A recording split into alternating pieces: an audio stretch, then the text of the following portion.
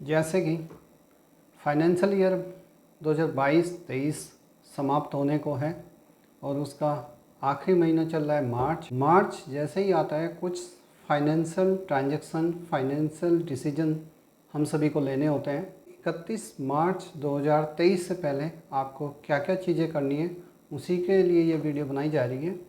हम आज कुछ ऐसे पॉइंट्स के बारे में बात करेंगे जो आपको 31 मार्च 2023 से पहले कंप्लीट कर लेने हैं। अगर आप उनको कंप्लीट नहीं करते हैं तो हो सकता है कि आपको ज़्यादा टैक्सेस पे करना पड़े, कहीं पे हो सकता है आपको कहीं पे कुछ पेनल्टीज़ वगैरह पे करनी पड़े। आइए जानने की कोशिश करते हैं इस वीडियो में। पॉइंट नंबर 1, पैन आधार को लिंक करना। आपको 31 मार्च 2023 से पहले अपने पैन का स्टेटस चेक करना है। अगर पैन और आधार आपस में लिंक नहीं है तो उसको लिंक करना होगा। लिंक करने के लिए आपको इनकम टैक्स की साइट पे जाना होगा, जो कि है incometax.gov.in, और 1000 रुपये की जो पेनल्टी फ़ी है वो पे करनी है। और पे करने के बाद आप अपने पैन को आधार से लिंक कर सकते हैं, अगर आपने अभी तक लिंक नहीं किया है तो।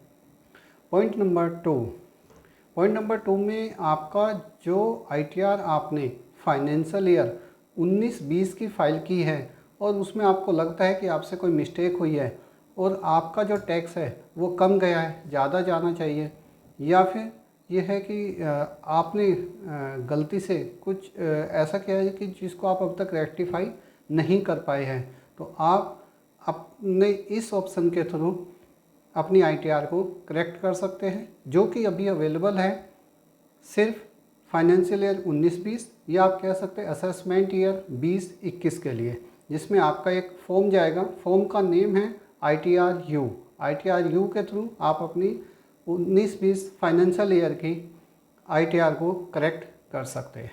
पॉइंट नंबर 3 में आता है आपका एडवांस टैक्स का पेमेंट। लेकिन एडवांस टैक्स का पेमेंट आपको करने से पहले आपको कैलकुलेट करना पड़ेगा कि आपका टोटल टैक्स कितना बनता है। एक सेल्फ असेसमेंट आपको करना होता है। तो एडवांस टैक्स जो एप्लीकेबल होता है केवल उन्हीं लोगों पर एप्लीकेबल होगा जिनका टोटल टैक्स लायबिलिटी 10,000 या 10,000 से ज़्यादा है। 10,000 या उससे ऊपर की अमाउंट पर ही आपको एडवांस टैक्स पे करना होगा। एडवांस टैक्स पे करने की लास्ट डेट वैसे तो 15 मार्च होती है, लेकिन यहाँ पे एक रिलैक्सेशन 16 डेज का टोटल मिलता है, जिसमें कि आप अपना एडवांस टैक्स 31 मार्च से पहले भी जमा करा सकते हैं, जिसमें आपको कोई पेनल्टी या फिर आपको कोई इंटरेस्ट नहीं लगेगा। विदाउट इंटरेस्ट आपका अभी तक हो जाएगा। लेकिन अगर आप 31 मार्च तक पे नहीं करते तो उसके बाद क्या होगा? उसके बाद आपको जो टैक्स होता है टोटल टैक्स का 1% पर मंथ के हिसाब से इंटरेस्ट पे करना होगा। तो 1% का इंटरेस्ट सेव करने के लिए आप 31 मार्च से पहले एडवांस टैक्स जमा कर सकते। पॉइंट नंबर 4 में आपको अब तक अगर आपने अपने टैक्स सेविंग इन्वेस्टमेंट नहीं किए हैं तो आप उनको कंप्लीट कर सकते हैं 31 मार्च 23 से पहले। आपको टैक्स सेविंग इन्वेस्टमेंट का बेनिफिट आपको तभी मिलेगा अगर आपने वो सब कंप्लीट किया 31 मार्च या उससे पहले। टैक्स सेविंग इन्वेस्टमेंट में क्या हो सकता है जो आप अभी भी कर सकते हैं अगर आपने पहले नहीं लिया? हो सकता है आपने हेल्थ इंश्योरेंस नहीं लिया जिसकी आपको डिडक्शन मिलती है, हेल्थ इंश्योरेंस ले सकते हैं। लाइफ इंश्योरेंस आप इंक्रीज कर सकते हैं, या अगर आपने नहीं लिया तो नया ले सकते हैं, उसका बेनिफिट आपको टैक्स में मिल जाता है।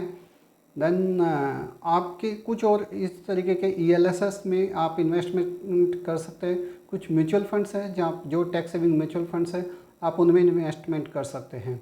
तो अगर आपने नहीं किया तो 31 मार्च से पहले आप कर लीजिए, जिससे कि आपका आने वाले टाइम में टैक्स सेव हो जाएगा इस फाइनेंशियल ईयर के लिए, और फिर आप नेक्स्ट के लिए उसी के अकॉर्डिंग प्लान कर सकते हैं। पॉइंट नंबर 5 में आपके पास अगर NPS अकाउंट है, आपके पास में PPF अकाउंट है, या फिर सुकन्या समृद्धि योजना के अंडर आपके पास में अकाउंट है, तो इन अकाउंट्स को एक्टिवेट रखने के लिए आपको साल में एक मिनिमम अमाउंट का पेमेंट करना होता है इन अकाउंट्स के लिए। यानी आपको मिनिमम अमाउंट सेव करनी होती है इन अकाउंट्स को एक्टिवेट रखने के लिए। अगर आपने पूरे फाइनेंशियल ईयर में अभी तक इन तीनों अकाउंट में कोई भी पैसा सबमिट नहीं किया है तो आप अभी 31 मार्च से पहले एक मिनिमम अमाउंट जो कि आपके पीपीएफ अकाउंट के लिए होता है 500 रुपये, एनपीएस अकाउंट के लिए होता है 1000 रुपये और सुकन्या समृद्धि योजना यानी कि एसएसवाई अकाउंट के लिए होता है 250 रुपये। तो आप ये मिनिमम अमाउंट जमा करके अपने अकाउंट को इनऑपरेटिव होने से बचा सकते हैं। इन अकाउंट को आप इतनी सी अमाउंट जमा करके एक्टिवेट रख सकते हैं। तो पॉइंट नंबर 6 में आपको क्या करना है कि आपने अगर कहीं पे कोई म्यूचुअल फंड्स में इन्वेस्ट किया हुआ है और आपने अभी तक अपने नॉमिनी को अपडेट नहीं कराया वहाँ पर, तो आप 31 मार्च 23 से पहले नॉमिनी को अपडेट कर सकते हैं। अगर आपने यहाँ पर अपडेट नहीं किया तो हो सकता है कि आपका जो अकाउंट है वो फ्रीज़ हो जाए। पॉइंट नंबर 7, अगर आप इन्वेस्टमेंट करते हैं शेयर्स में और आपके शेयर्स में आपका long term capital gain 1 lakh के आसपास है, तो आप उसको रियलाइज़ कर सकते हैं अभी, क्योंकि अगर आपने अभी तक सेल नहीं किया तो वो प्रॉफिट आपका अनरियलाइज्ड रहता है। आप अपने उन शेयर्स को सेल कर सकते हैं। सेल करने पे आपका प्रॉफिट रियलाइज हो जाएगा और इसमें एक बेनिफिट ये होता है कि आपका long term capital gain shares पे जो होता है वो 1 लाख रुपए तक का टैक्स फ्री होता है। तो आपका अकाउंट में 1 लाख रुपए पे टैक्स फ्री एक अमाउंट आ जाती है। आप हो सकता है जिस दिन आप सेल कर रहे हैं, सेल आज किया और कल उसी शेयर्स को दोबारा से परचेज कर सकते हैं और आप 1 लाख रुपए तक का बेनिफिट यहाँ पर ले सकते हैं। पॉइंट नंबर 8 और पॉइंट नंबर 9 ये रिलेटेड है जीएसटी से। अगर आप जीएसटी में रजिस्टर्ड हैं, आपका बिजनेस है, तो ये आपके लिए बेनिफिट करेंगे। पॉइंट नंबर 8, इसमें आपको अपना टर्नओवर चेक करना है। अगर आपका टर्नओवर 1.5 CR से कम है तो आप कंपोजिशन स्कीम को चूज कर सकते हैं। आपको 31 मार्च 2023 से पहले करना है। नॉर्मल सभी स्टेट्स के लिए ये 1.5 CR है, लेकिन नॉर्थ ईस्ट जो स्टेट्स हैं प्लस हिमाचल प्रदेश, इन स्टेट्स में आपकी जो लिमिट है वो 75 लाख रुपीज़ होती है।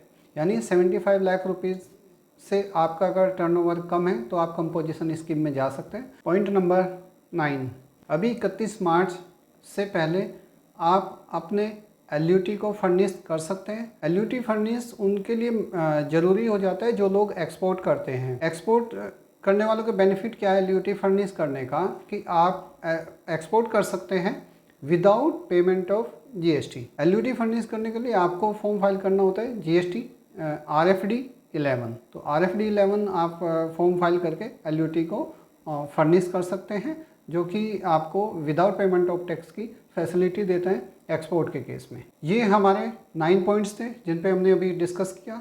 होप करता हूँ कि आपको ये वीडियो अच्छी लगी होगी। अच्छी लगी है तो आप चैनल को सब्सक्राइब कर सकते हैं, लाइक कर सकते हैं, कमेंट कर सकते हैं एंड शेयर कर सकते हैं। Thank you so much for watching the video.